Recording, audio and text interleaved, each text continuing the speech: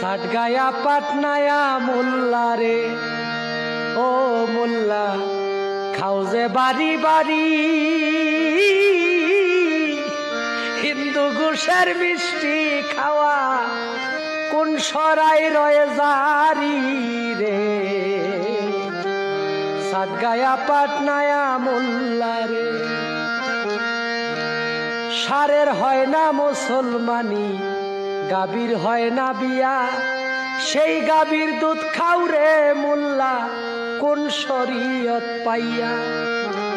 সারের হয় না মুসলমানি, গাভীর হয় না বিয়া, সেই গাভীর দুধ খাও রে মোল্লা কোন শরীয়ত পাইয়া রে।